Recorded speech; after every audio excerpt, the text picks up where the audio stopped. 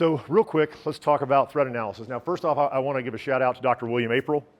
Dr. William April was a visionary man, psychologist, just an absolute legend, part of the ShivWorks collective who passed away recently, and was just an unbelievable instructor who spent many, many years studying violent criminal actors. So I'll use the term violent criminal actor, and I'll be using the term VCA, which was his acronym for it. Winston residential security containers are well-built, reliable storage for firearms. I now use them in my truck and my bedside, and the biometrics work quickly and reliably. For an economical means to keep your defensive firearms safe, I recommend you check out Winsent.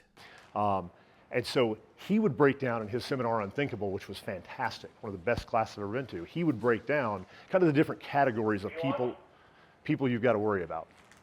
And so he would categorize it in terms of what your threats are, what you've got to worry about. And his work, along with a whole bunch of other people that have collected a whole lot of data, we've kind of looked at, okay, crime that you've got to worry about in and around the home, which is the context we're talking about today, hence contextual home defense, which has got some different considerations from outside the home.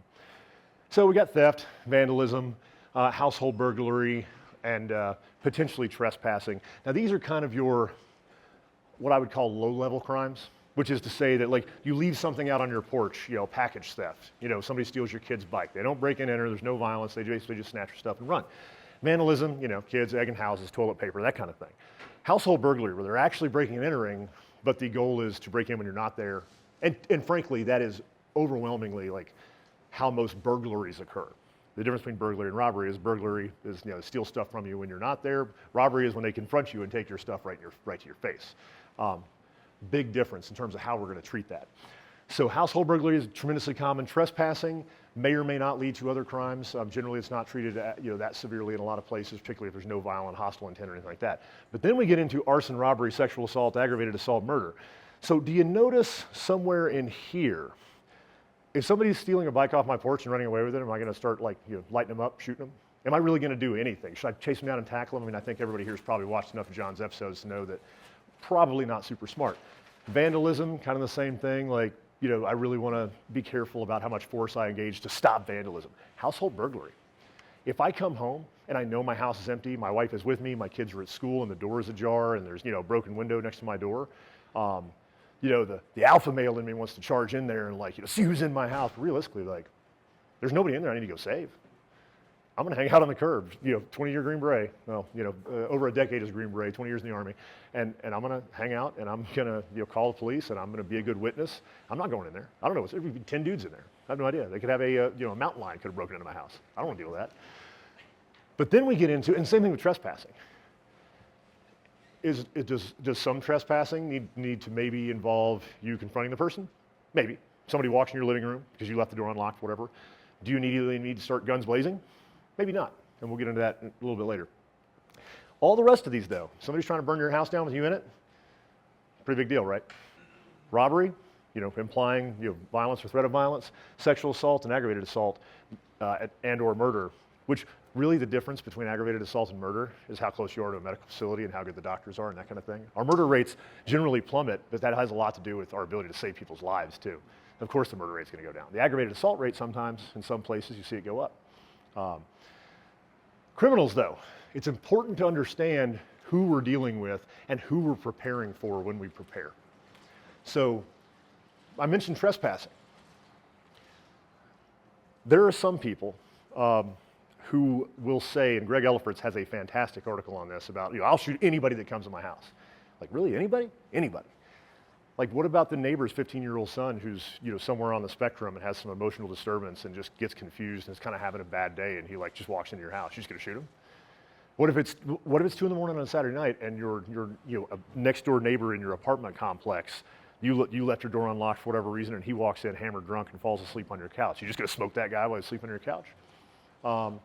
So emotionally disturbed persons, intoxicated and drug addicts, which can take the form of basically drunk people or intoxicated people who don't know what they're doing, or drug addicts who are literally petty theft so they can buy some more of their drug of choice. Petty or typical criminals. Overwhelmingly, most criminals are of the typical criminal variety, which is to say that they're not looking for a confrontation. They don't want to get into a violent assault. They don't want to deal with cops. They don't want, they're looking to get in, get out, take your stuff, or whatever it is. That overwhelmingly most criminals are property crimes that are astronomically higher than other types of crimes, and most people are just trying to break into your house when you're not there, grab some stuff of value and bolt, right? However, violent criminal actors, VCAs, those are kind of the 1% of the criminal element, the human predators. Violence is inherent in what they do.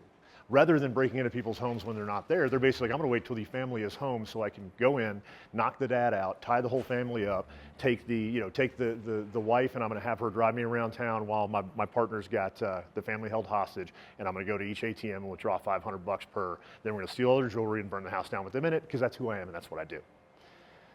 All right, those people exist.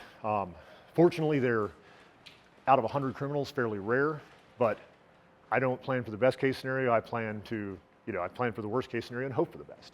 So violent criminal actors is who we're most worried about, whether we be on the street or inside the home. That's who we need to have a plan for. And if you can handle a violent criminal actor who is a rational, calculated, cunning, predatory human being, then you can basically handle all this other stuff. And so we got to worry about, strangers, neighbors, acquaintances, family. So everybody thinks of the person who's going to break into their home as a stranger. I can tell you right now, does anybody have any black sheep in their family? Anybody have any black sheep? You have maybe some criminal past, criminal history, that kind of thing? I know I do. I've got an uncle who, God love him, has had some trouble with the law.